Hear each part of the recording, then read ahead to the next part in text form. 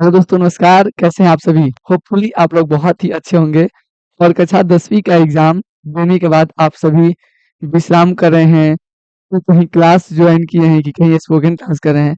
क्या कर रहे हैं थोड़ा कमेंट में बताइएगा। देखिए आज का जो मेरा वीडियो है स्पेशली उन बच्चों के लिए है, जो कक्षा 10वीं का पेपर दे दिए हैं और उनके दिमाग में ये बात चल रहा है कि हम 10वीं का पेपर देने के बाद अब क्या करेंगे? उनके पास बहुत ऑप्शन है और हम हर एक ऑप्शन पे आपको डिस्कस करेंगे उसके सिलेबस पे, उसका कौन-कौन सा फ़ील्ड है, ताकि आप बेहतर चीज़ का चुनाव कर सकें। वीडियो शुरू करने से पहले आपको मैं एक और बात बताता हूँ। देखिए, अगर हम बहुत सारे फ़ील्ड को आपके सामने प्रस्तुत करते हैं, इसका मतलब ये नहीं कि आप हमारे हिसाब से अपने फ़ील्ड को चूज़ करें। क्योंकि अगर आपका शादी होगा तो आप ये नहीं बोलेंगे कि सर चलिए हमारी पत्नी इसमें से कौन हम पसंद करें, ऐसा कुछ नहीं, आप अपने हिसाब से ही पसंद करिएगा ना। तो स्प्लिट में रहता है, जो आपको बेटर लगता है पढ़ने में, समझने में, आप उसे ही चूज़ करिए। देखिए मेरे पास ये है, आपके पास इतना सारा फ़ील्ड मौजूद है, ठीक है बाबू? तो देख रहे होंगे यहाँ पे, आपके पास इतना सारा फ़ील्ड मौजूद है। इसमें सबसे पहले है science, arts, commerce, polytechnic, ITI और सबसे नीचे बाबू पैरामेडिकल। तो आइए थोड़ा-थोड़ा करके इन चीज़ों को जानते हैं। एक आपको मैं छोटा-सा शायरी सुनाता हूँ। इस लाइन को इस नए सत्र में जाने से पहले, ठीक है?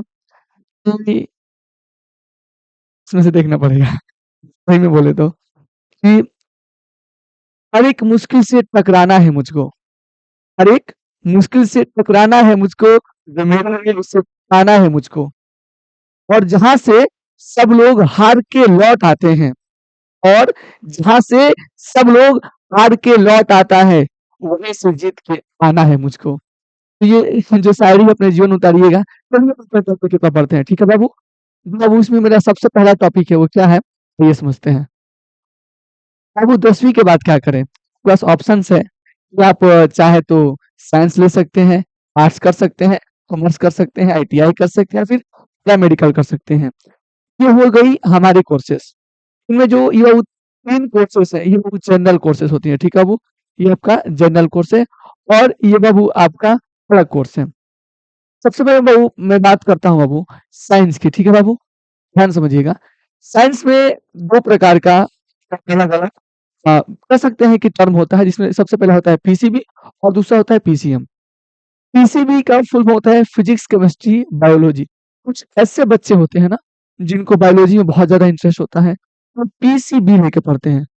जो साइंस लेंगे वैसे बच्चे, वो पीसीबी लेके पढ़ते हैं और उसे ही मेडिकल कहते हैं, ठीक है? क्योंकि बायोलॉजी में आपको पता ही है, वो तेरा पता नहीं कवक-वक के बारे में पढ़ना होता है। बहुत ऐसे बच्चे मेरे पास कमेंट करते हैं कि सर मैथ्स लेके बायोलॉजी लें। अगर हमारी जगह पे होगा तो हम बोलेंगे बाबू मैथमेटिक्स समझ में आता है, लेकिन हम बायोलॉजी जब नहीं पढ़ते हैं तो हमको लगता है कि हम कौन दुनिया में चले गए हैं। इसलिए हम बायोलॉजी नहीं पढ़ते हैं। लेकिन अब आप लोगों को पढ़ाना है तो पढ़ना ही पड़ेगा। नहीं फ़ील के साथ आपको पढ़ाया जाएगा, ठीक है बाबू? 10वीं के लिए। दूसरा बाबू है पीसीएम। वैसे बच्चे जिनको मैथमेटिक्स से प्यार होता है, जो मैथमेटिक्स जिनको पसंद होता है, वो लोग पीसीएम लेके पढ़ते हैं। इसे अब हम नॉन मेडिकल कहते हैं क्योंकि इसमें आपको मेडिकल से रिलेटेड कोई भी चीज़ नहीं पढ़ना होता है, ठीक है? कुछ बच्चे ऐसे होते हैं जो बायोलॉजी भी लेते हैं और मैथमेटिक्स भी लेते हैं। तो वैसे बच्चों पीसीएम भी करते हैं। फिजिक्स, केमिस्ट्री, मैथमेटिक्स और बायोलॉजी। इसमें आपका सब्जेक्ट क्या-क्या है? फिजिक्स है, केमिस्ट्री है, मैथमेटिक्स है, इंग्लिश है, हिंदी है और एक अगर बायोलॉजी लेते हैं तो बायोलॉजी हो जाएगा, मैथ्स लेते हैं तो मैथ्स होएगा, दोनों लीजिएगा दोनों हो जाएगा। ठीक है बाबू? अब देखिए, इसमें आप कौन-कौन सा फ़ील्ड जा सकते हैं? अगर आप पीसीबी लेते हैं, तो मेडिकल लाइन में, नर्सिंग लाइन में या फिर नीट क्लियर करके अच्छे डॉक्टर बन सकते हैं, लोगो एमबीबीएस वाला ले सकते हैं। अगर आप पीसी करते हैं, तो वो आप जेईई, आईआईटी उसके बाद से ये जितना air force, navy, others exam में आप बैठ सकते हैं। ठीक है बाबू? आपको मैं बता दूँ कि जो स्ट्रीम लेना होता है ना, सबसे मजबूत स्ट्रीम साइंस को ही माना जाता है। क्योंकि अगर आपने एक बार साइंस ले लिया मतलब मान लीजिए आपने 12th करने के लिए साइंस स्ट्रीम लिया, तो ग्रेजुएशन में जाके वो बीए कर सकते हैं, यानी कि आर्ट्स के विषय का चयन कर सकते हैं। लेकिन अगर आप 12th में आर्ट्स लेते हैं या कॉमर्स लेते हैं, तो फिर साइंस में नहीं जा सकते हैं। यानी कि आप 12th में अगर साइंस लेते हैं, तो आप कोई भी फील्ड चूज़ कर सकते हैं। लेकिन 12th के सिवा कोई भी अगर आप सेक्टर चूज़ करते हैं, फ्यूचर में आप इस साइंस को अटेंड नहीं कर पाइएगा। ठीक है बाबू? तो ये इसको हम सबसे बेटर फील्ड मानते हैं, यानी कि अगर बात करें इसमें रेशो की तो इसमें 100 में बच्चे 95% इसको अटेंड करना पसंद करते हैं हमारे दृष्टिकोण से। ठीक है बाबू? अगला जो है वो है बाबू आपका आर्ट्स। देखिए, बहुत ऐसे बच्चे हैं ना जो आर्ट्स को एकदम ईज़ी वे में लेते हैं, जबकि ऐसा कुछ नहीं है। आर्ट्स उतना ही कठिन है, जितना आपको आसान लगता है। लोग समझते हैं कि आर्ट्स लेके क्या करेंगे? आपको बता दें कि भारत की जो सबसे बड़ी एग्ज़ाम है यूपीएससी हो गया, स्टेट पीसीएस हो गया या बिहार दरोगा हो गया, ये सब जितने सारे कॉम्पिटिटिव एग्ज़ाम होते हैं, उनमें बाबू आर्ट्स का बहुत ही बड़ा योगदान है, बहुत बड़ा योगदान है। आर्ट्स को हल्के में लेके ना पढ़ें। तो आपके मन में लगता है हल्का, लेकिन हल्का ये है नहीं बाबू। इसमें कौन-कौन सा सब्जेक्ट पढ़ना होता है? History, geography, political science, English, Hindi, psychology, sociology और फिजिकल एजुकेशन और लिटरेचर ये सब पढ़ना होता है। ठीक है बाबू? और आप अगर आर्ट्स लेके पढ़ते हैं, तो आपके पास बहुत से ऑप्शन है, जैसे कि आप मतलब कि बढ़िया बढ़िया-सा यूपीएससी बन यूपीएससी क्रैक करके बढ़िया-सा डीएम बन सकते हैं।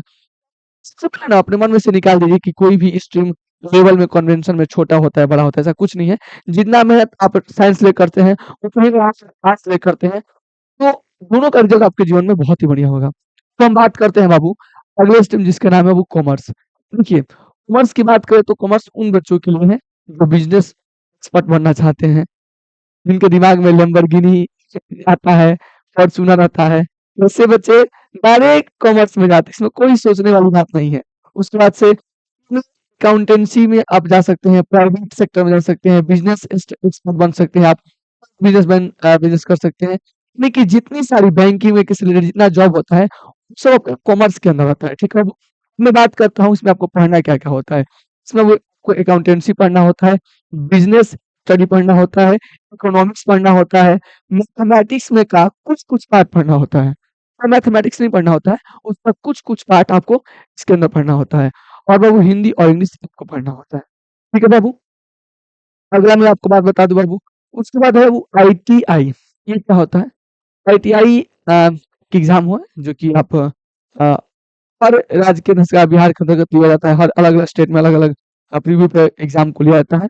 और अगर इसको लेते हैं तो आप जूनियर इंजीनियर और बहुत सारे फील्ड है जिसमें आप जा सकते हैं। ठीक है बाबू? टीआई करने के बाद। ये बाबू ये कोर्स बाबू 2 ईयर का होता है। कितने ईयर का होता है वो?